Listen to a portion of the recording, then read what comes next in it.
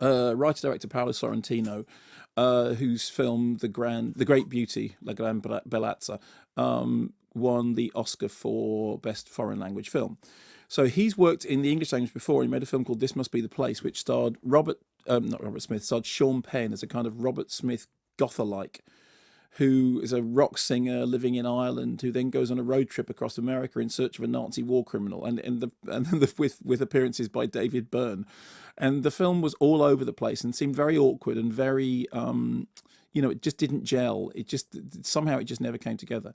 This, his second film in English, is actually far more confident, although frankly, nonetheless bizarre in its own way. So the story is Michael Caine and Harvey Keitel are holed up together in an alpine resort. It's a kind of hotel come health spa at the base of the Alps, and this is obviously somewhere where they go on a regular basis. They have been friends for ages and ages and ages, and they're both sort of musing on life and the passing of physical vigour and the lapsing of memory. And Michael Caine's character is a composer who does not want to conduct for the Queen a performance of his simple songs, the thing that made him famous. Harvey Keitel's character, Mick, on the other hand, is desperate to finish his film Testament, which is called Life's Last Day, which just kind of tells you what it is in terms of its frame of mind. And around this pair, a series of malcontents orbit, whether it's Paul Dano, who plays a Hollywood actor who is really furious at the fact that, despite the fact that he takes himself very earnestly, he's still best remembered for playing a robot called Mr. Guy. And it's that Paul Dano who is currently Pierre in War and Peace, almost unrecognisable. Unrecognisable in everything. That Paul Dano who was Brian Wilson in Love and Mercy, which I recommended on DVD just the other day.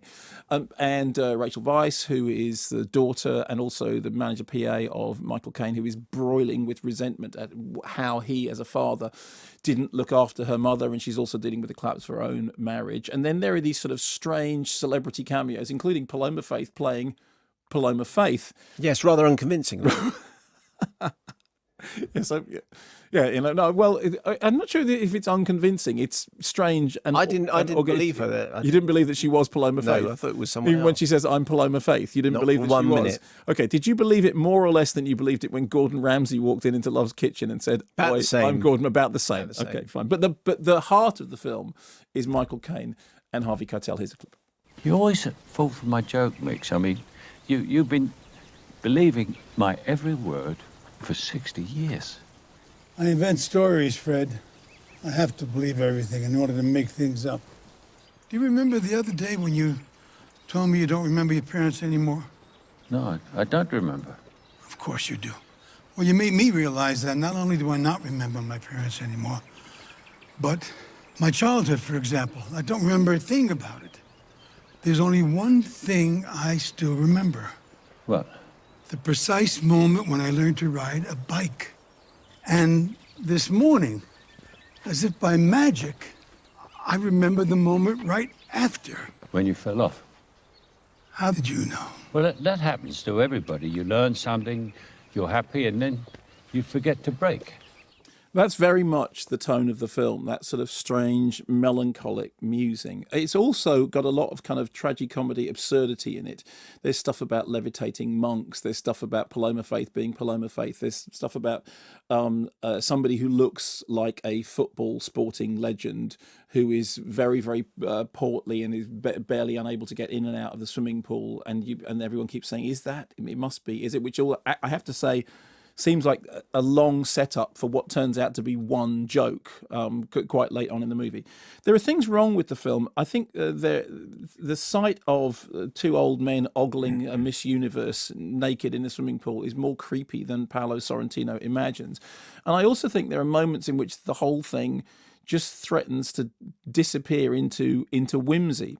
However, there is enough of a central sort of theme about melancholia, about this relationship between these two old guys, about dealing with one of the things that Michael Caine is dealing with is the loss of memory, and how if you can't remember the things you've done, and more importantly, other people can't remember the things you've done, then have you done them? You know, what is life if not remembered?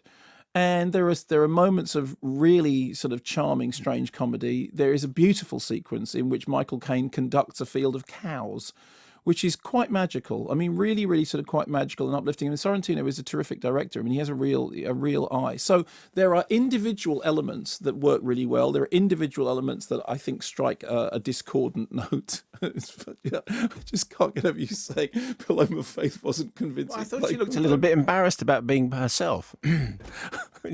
I'm Paloma Faith. Oh.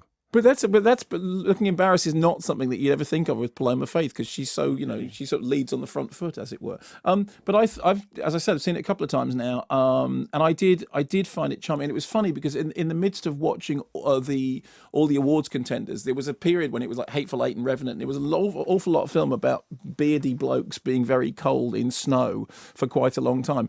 Youth was something that was so out of left field that for all it is flawed. There's no question about it. And at some point it's flawed at an ideological level. What I liked, though, was I liked the performances. I thought Harvey Keitel was kind of cute. And did you, for one moment, yeah, forget that it was Harvey Keitel and Michael Caine? I was just thinking back to the Mark Ruffalo forgot he was Hulk, even when he's suddenly flipped. And actually refers back to what Michael Caine was actually saying in the interview last week. I always thought I was watching Michael Caine lose himself in a very interesting role, but I didn't stop thinking that it was anyone okay. other than Can I him. be honest with you? I did forget that. Yes, I did think that Fred and Mick were characters that I believed in. Yeah, I did.